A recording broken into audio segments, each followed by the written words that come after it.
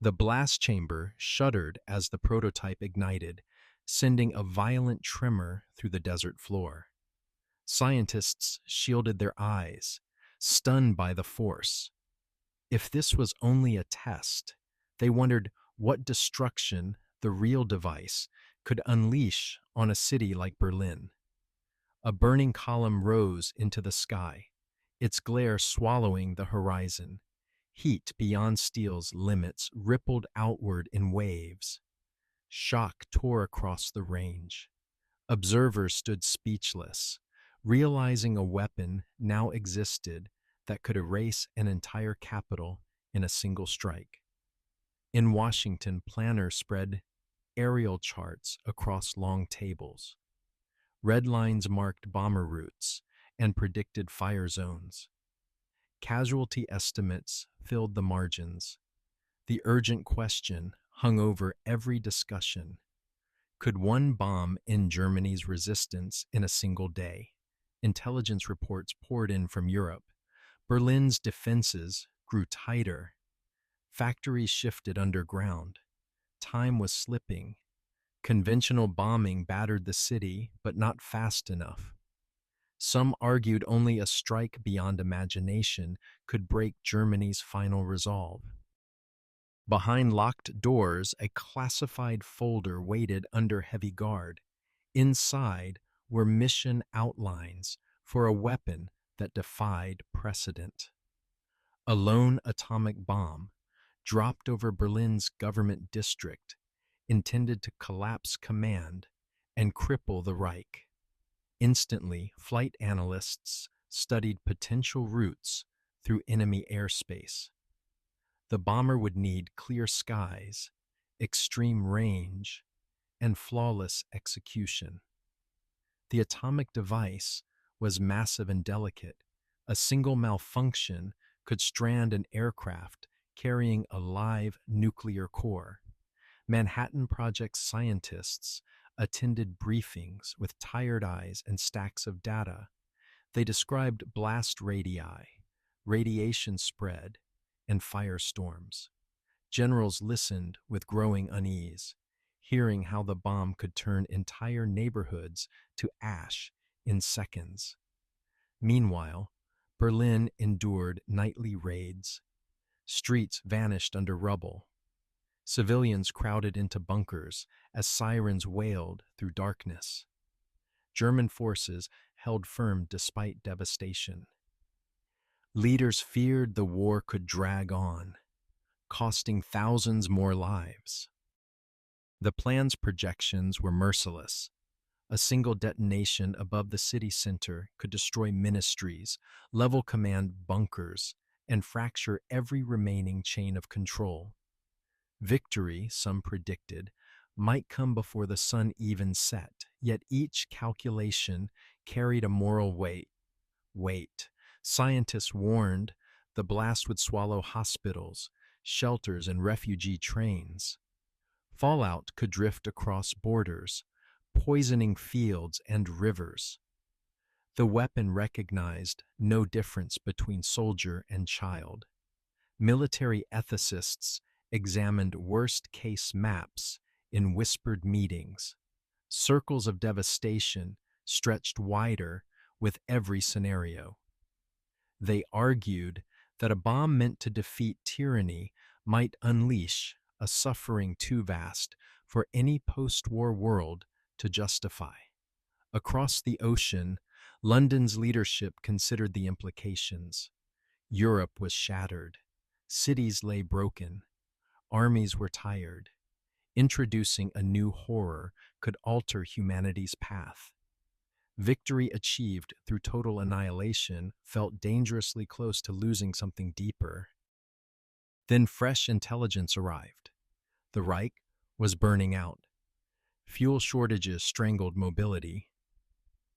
Factories starved for parts. The Soviet advance pressed hard toward Berlin.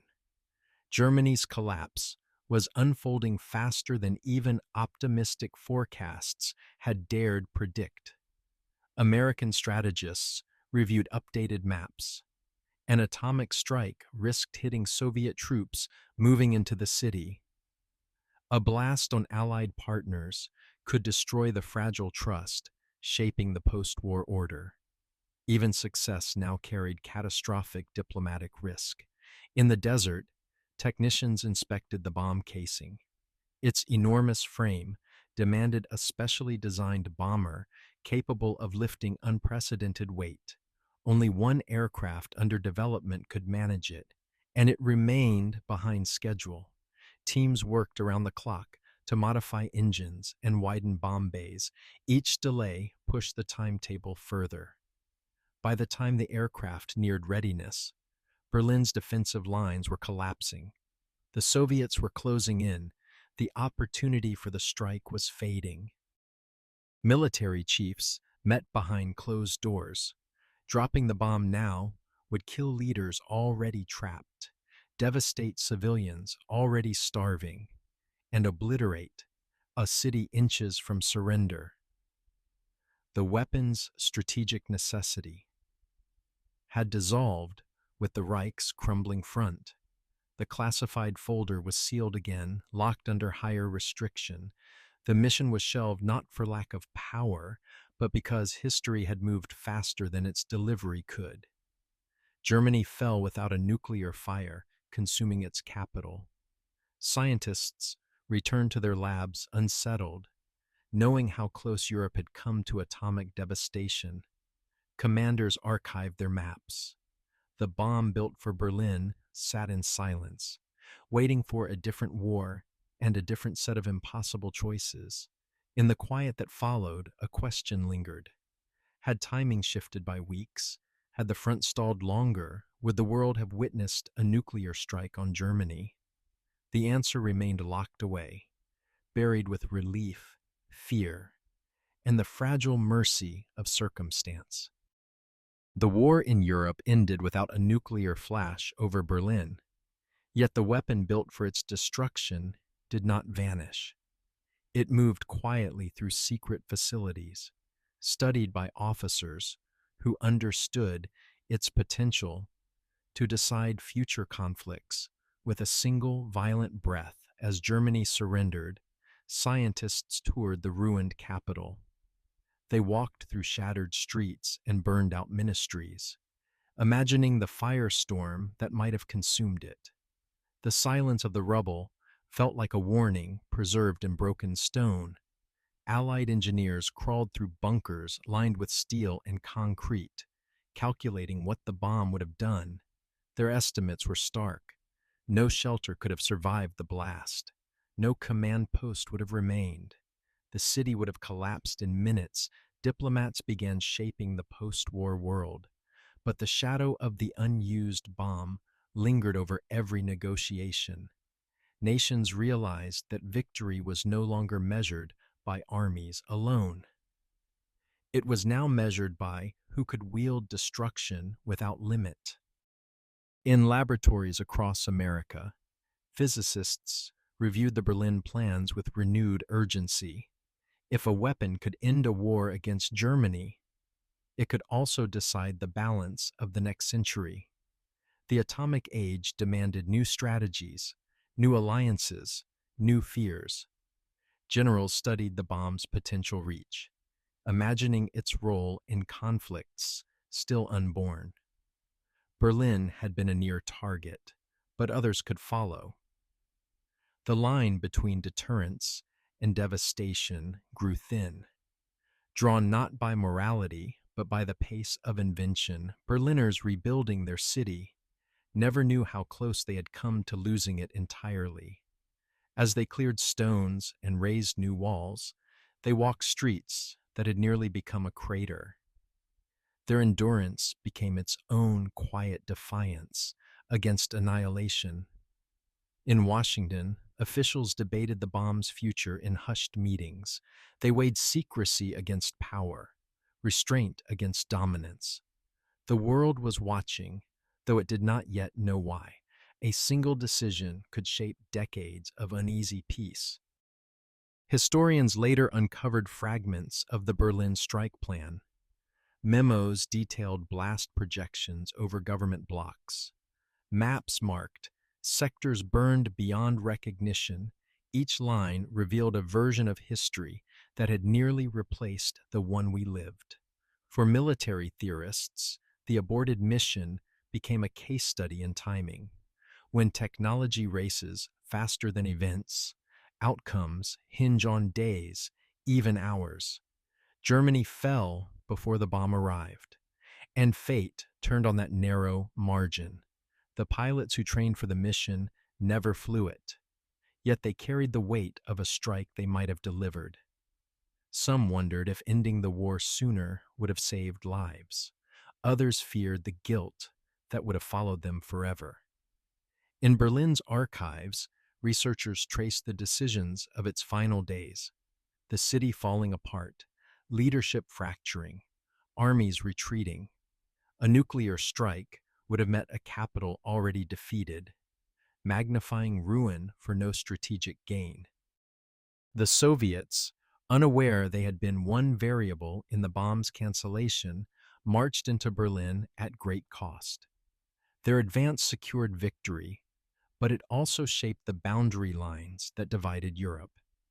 A nuclear blast would have rewritten those borders entirely. When American troops toured the city later, they realized the true impact of restraint. Though Berlin lay shattered, it was a ruin that could be rebuilt. A nuclear crater would have erased its past, its culture, and its future in a single moment. Scientists wrote final reports on the unused weapon, noting how narrowly the world avoided a precedent that might have normalized nuclear warfare in Europe. Their conclusions carried a quiet gratitude, as if fate had offered a rare moment of mercy. Yet the bomb itself became a symbol of what humanity could unleash. Its potential hovered over treaties, doctrines, and diplomatic standoffs. Leaders confronted a truth that history had spared them in Berlin. The next decision might not be so gentle. The mission that never happened shaped strategy more than missions that did. Planners realized that possessing the bomb altered every negotiation. It granted power but demanded caution.